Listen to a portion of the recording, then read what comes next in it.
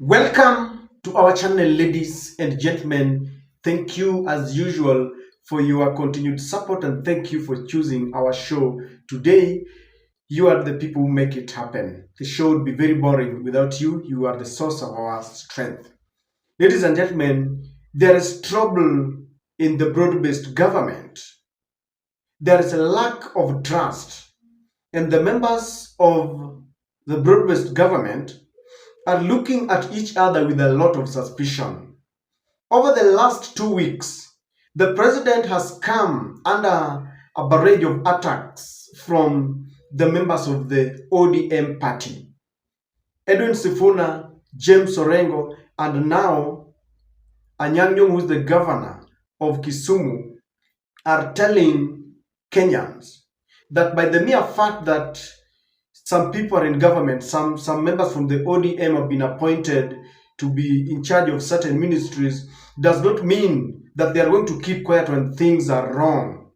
In fact, Sifuna has even declared that he will not vote for William Samoei Ruto. He says that the only reason why people should vote for William Ruto is if he has managed to implement all the promises that he gave to Kenyans. And he says that when he weighs William Ruto's capability by now, he's unable to implement those promises, and he feels that William Ruto should be ejected and rejected completely. Orengo, on his side, is on record saying that let Luo Nyanza understand that they are Kenyans and they are taxpayers, and therefore this kind of praise and worship by the mere fact that they have been given certain, dockets is neither here nor there. He says when they are given ministerial positions, the ministerial positions do not come as sympathy from William Ruto, but they should treat them as their right, their rightful shares. Now, Orengo and Sifuna have also been attacked. There's been a counteractive, narrative from the praise and worship, the sycophants in the ODM. In fact, they're even calling for the immediate impeachment of the Siaya Governor James Orengo. Now, what has startled the whole country is the fact that this time round, Governor Anyang' Nyong'o, who is the temporary party leader of the ODM, he was given that role when Raila was going to try his hand in the African Union Commission chairmanship, is the latest to come out in the open and is criticizing William Ruto. He didn't do it verbally, but decided to document it. He wrote a letter. In that letter, he is accusing William Ruto of a man who does not want to support the devolution, that William Ruto wants to kill devolution. He wants to take us back to the Nyayo era. And Nyong'o is saying that the mere fact that William Ruto does not want to devolve the road maintenance, fund is a clear evidence that they still want to accumulate money and remain with it at the national level. And as such, Nyong'o is saying that this move by William Ruto must be rejected. Now, Nyong'o joins other opponents like Natembeya, who have also aired their views, and they're saying that William Ruto does not want devolution. If anything, we all know that William Ruto never supported the new constitution that created this devolution.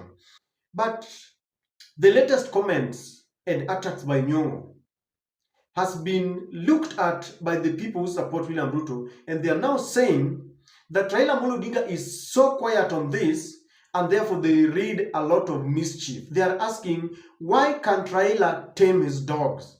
Why is he so quiet? Because they have not seen Raila coming out to bash Edwin Sifuna, to bash James Orengo, and now the latest is the ODM party leader. And William Ruto is now telling Raila that you should tell us your stand. Are you in this or not? Why can't you come out and tell us whether you believe in this handshake, in this broad-based government? And I want you to listen to one of the very closest allies of William Ruto, Senator Samson Cherargei, a man who does not shy off from sharing his feelings, and is now talking directly to Raila. And I want you to listen to him. What I want you to listen to is not what he's saying. I want you to listen to what he is not saying, because we want to try and interrogate this speech and try to make sense out of it. Before we do this, ladies and gentlemen, as always, allow me to request you for only two things. One, if you are watching and you have not yet subscribed, please subscribe. Just click that subscribe button. It's always free.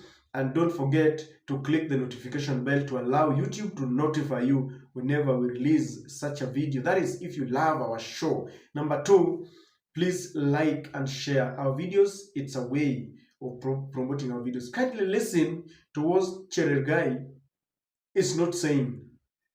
I agree largely with if an hippopotamus tells you the crocodile is unwell, there is nothing else to say, because most of my colleagues have alluded the good professor. Yeah. Is playing cheap populist. And when I read that letter and the response and attacking the president, I found it, and even I tweeted about it, I found it does not have basis. It's more of populism, it's more pedestrian. And these are saboteurs of broad-based arrangement. Him, Orengo, and Sifuna. And therefore, they have been trying in all means to sabotage the broad-based arrangement government, which has undermined the success, the stability. You can listen to the good senator of a number of serious projects that are ongoing in Nyanza region. Yet he is telling us that we are going back to Nyaro era. Yet Nyanza, for the first time, has gotten very serious projects, number one. Number two, has gotten very senior appointments, including Meisol Resto, CDF Ogola. We now have chairman of budget and finance coming from that region. We now have a CS of money, John Badi, pesa inalala kule Nyanza. So which president did it happen under Moyera? No. So what Professor Nyang' Nyong'o is playing to the gallery. He must and should withdraw and apologize to the president. Because what is unfortunate, my brother Trevor, is that the professor can raise this issue at the summit in State House when they meet the president with the governors. He can raise at IBEC, where deputy president sits there. So, and he has received 71 billion. I'm a neighbor to Kisumu County. There is no 71.3 billion in Kisumu. Even the roads I use around Papa Odid, Nyamasaria, all those places, even to your house, you cannot access your house, and those roads are being done by Professor Nyang' Nyong'o. He has abdicated, delegated his duty. And that is why I'm of the position that these roads should be given to the national government, because even Governor Sang, he's so inept that he has run down even my own village road to access my house, which should be done by the county, cannot be done across. And you are my neighbor and you know that. The issue that we need to do is that Governor Nyong'o, Governor Orengo, and Senator Sifuna must stop blackmailing the president. We shall not allow him an inch. And I want to ask with respectfully His Excellency Prime Minister Raila Odinga, although I've seen people saying he wants to run for Pope, but we want to call them out for trying to attack Baba, we will not take it lightly also, that he must call out. He must call out Governor Nyong'o, Governor Orengo, and Senator Sifuna for this incessant and irritant blackmail and undermine the broad-based government. The broad-based government is one of the best, and I remember they used to accuse Professor Tom Ojenda because he came to government early, and they used to accuse him of giving out tea in State House. I'm surprised whenever they go to State House, it is Professor Tom Ojenda who shows them around the State House. So they must be honest. Do you agree with Senator Cherargei that these are people, these are Raila dogs, and the only person who has got the mandate to tell them is Raila Amolo Odinga? I want us to interrogate that. Do you believe Raila is responsible for this? And ladies and gentlemen, I want you to note that when Governor Nyong'o came out and criticized William Ruto, he silenced the members of the praise and worship team. They are stranded. They don't know whether to attack Nyong'o because Nyong'o is the party leader. As the party leader, they are all obliged to give him the necessary respect. So they are wondering, what do we do?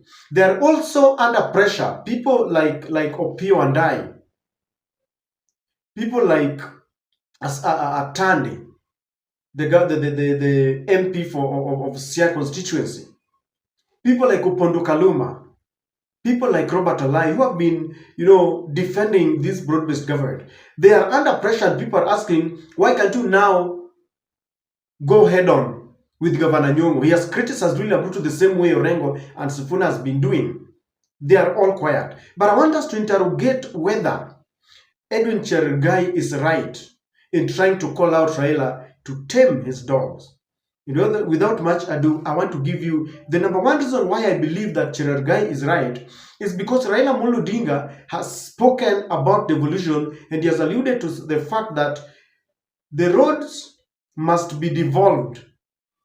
So Governor Nyong'o is only reiterating what Raila has said. That is Raila's stand. That is his position, that when you continue to hold the roads maintenance funds, then you are not committed to devolution. And I want you to listen to Raila saying the same thing that Nyong'o wrote about. But even the other one, infrastructure.